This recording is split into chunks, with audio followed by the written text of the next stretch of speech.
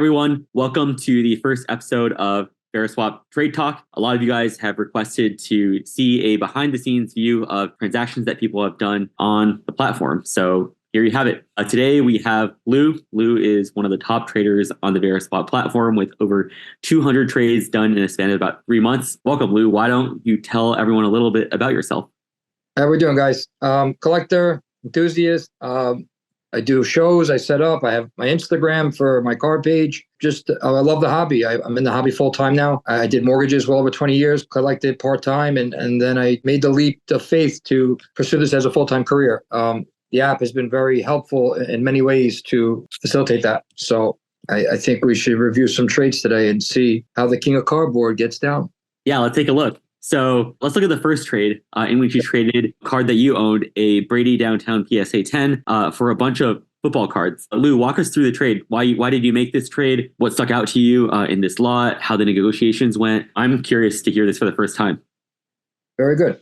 Okay, so different trades, different motivations, different strokes, different folks. So this particular card I actually bought for the app. Downtowns are very popular, case hits, especially strong in the PSA 10. Pop reports are relatively lower on the PSA 10 versions of the cards. So I do go and I secure some grails and give people a chance to secure the items on the app. So this particular trade, I did take my 2022 Tom Brady PSA 10 case hit and I moved it for some liquid stuff for the cases that I would be using at shows. So first card up, Jalen Hurts 2020 rookie die cut field level PSA 10. Justin Herbert, select die cut prism PSA 10. Josh Allen PSA 9 optic rookie. Jamar Chase prism pink 9 rookie. Blue scope PSA 10 optic Herbert. And also another Justin Herbert Chronicles prism black silver. So the common theme in this particular trade was to trade down. A lot of people have trouble trading down on the app. I have no problem buying a big card and trading it down to little cards. For those of you that set up at shows, you know that moving 7 $100 cards is a lot more simple than moving one $750 card. It's just more liquid. So in this particular case, I did this for a trade down purpose to secure inventory at a show. The show the week before, none of these other cards came into my case, so I had to get there. So what I did was secured the big card and traded down the little cards. And then I secured the cards I needed for my case. So in this particular trade, Justin Herbert had some buzz that week. His new coach had a nice little spike in market, and the table, everybody's asking for Justin Herbert, and I had none left. So this particular person had a nice inventory of mid-range $100, $150 Herberts. So I secured them for my next show upcoming. And I felt that also Herbert was a good buy. Chase is always liquid. Josh Allen, again, just showed up in the playoffs. And I feel Jalen Hurts is too low right now not to look at. So that was why I actually did this particular trade. It was actually pretty simple too. We probably executed this trade in like 1 or 2 counter offers. Just a matter of swapping some pieces around to make the puzzle work. So that's the particular reason why I did this particular trade. Yeah, that's very cool. And I can imagine the person who received, as you, right, you kind of like got these like cards during football season, right? They probably moved very quickly to show. The person who probably received the Brady Downtown, like you said, downtowns in these case hits are like pretty popular, right? Yeah. I love the design of the downtown. Right? I mean, it has like the background of like the optic velocity. It looks like the laser design. I think that's really cool. Throw back to the Beam Team era with Michael Jordan. So that's Beam Team era. That's what I was. Yeah, that was what I was going for. Yeah, Stadium Club Beam Team. Beautiful background. Yeah. I think it's one of the coolest modern inserts actually. Yep. And PSA 10 solid card and product here, and obviously player. Let's go to the next trade. So next trade we have a LeBron Pristine in BGS 10.5. It looks like it's a true gem or min gem. Can't really tell from the photo. It's a nice big trade down for this time for basketball. Correct.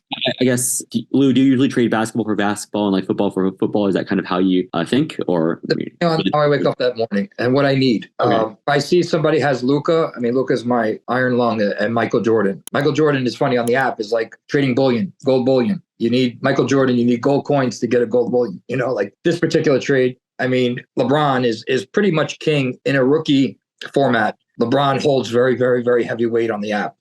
Kobe autos, Michael Jordans, and LeBrons are like king of the crown. So this particular card was a 2003 LeBron James Topps Pristine rookie. It's numbered to 999, excuse me. And what I did with this card was the same thing. At the shows, people started asking for more Ant-Man, Tyrese Maxey, Jason Tatum, and obviously Luka Doncic. The reason why I did this particular trade, the last show I set up at, I was looking for the players. They didn't come to the table. LeBron did in the form of a 9.5 rookie. So what I took that card and did, put it on the app, and I went after a few $100 to $150 cards in an effort to make up the value for the LeBron. So the first card was a Maxi Sensational Signatures Prism 9.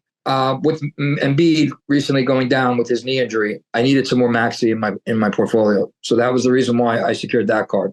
Anthony Edwards in a PSA 10 silver is one of the most liquid cards in a card show. That's why I received that card. Jason Tatum, again, another PSA 10 color optic, red and yellow. I have a show in Boston coming next month, so I'm starting to stockpile my inventory. Thanks to the app, I was able to secure that card. Luka Doncic, it's a sweet spot and a soft spot that I just grab as many PSA 10 rookies of his as I can. That was the Chronicles Pink that you see in the photo. And then there's Kobe. I mean, there's not much to say about Kobe. When he passed, this card was probably 400 in that grade in the PSA 8. At $50, it's kind of like, Apple was at 20 right now. I had to grab it. And also PC, that card gets put in the closet, meaning it stays for me. And then I have a friend that buys Jalen Williams, anything rookie, auto, PSA 10. So there was a few different motivations in this trade. I needed some stuff for the cases. I need something for a future show. There was a PC grab in there for the Luka and the Kobe. And then I have a buyer that basically gives me free reign to go around the shows and also on the app to secure inventory that he buys for his PC. So this had a few different motivations why I did this trade. Lou, it sounds like before you even go conduct a trade, you kind of understand the final step of what you want for every card, right? You're kind of like planning 1 or 2 steps ahead. You're like, okay, this is PC, this is going to be show material, this is going to be going to my showcases and going to be relisted on the app, right? Correct. So I kind of like that forward thinking mentality is like helpful because you kind of already have the next step planned out before the trade is even executed, right? So not many people are able to think like that. So you need a plan, and everything to execute the plan is to be successful. And even previous businesses, whatever I did, I had a plan. I looked at the plan. It stared me in the face, and it said, "This is the plan. Are you following it?" So that way I know where to put what. Yeah, exactly. Kind of need to, make sure you have like the diligence to do that initially, right? Absolutely. I really like the 2 rookies of Legends here, right? You have the Kobe, the Kobe Finance, I believe it's Finance from '96, right? And the LeBron Pristine. The only difference is that the LeBron Pristine is numbered, right? And you get all these other cool items, other 5 rookie cards of modern players in addition to the Kobe, right? So I really like the bottom set here. You get the diversity and the upside. Correct. Everything in this trade had color aside from the rookie Kobe. Pink, Luka, red and yellow, optic, silver, red choice, and fast break. I didn't even realize I did that. That is true. Yeah. Awesome, Lou. Let's talk about the third one. This is probably my favorite trade. I think it's the most interesting one out of these 3. But from what I know about you PC Jordans, all of these Jordan cards kind of like just go in the closet. So here's to hear about kind of like your rationale behind this trade. So this took a little longer to figure out. Any MJ collector knows MJ Wizards is not as fun as MJ 91 to 99 or 86 and to 99 when he was playing. But MJ to me is MJ to me. Game worn to me is game worn to me. I mean, down the road, game worn is going to be the name of the game, and there's not many of them out there. If you look at any pop reports on the game worn stuff, it's low. I'm talking under 20, under 15, under 10. On majority of the high grades, it's low. So this particular trade, I sent out. These were liquid cards. Like I received these from other trades. So the De'Aaron Fox Cornerstones is a very unique card. It's a 2017 RPA on card auto 4-piece relic. People like these cards. Luka Doncic put a lot of buzz on this particular card. So people do follow in the steps and go back and collect the ones that did well. So Luka has a card like this. Shea has a card like this. A lot of the big stars now started with the Cornerstones. It's on card and people love it. And you can get it for a couple $100. You're not going to break the bank.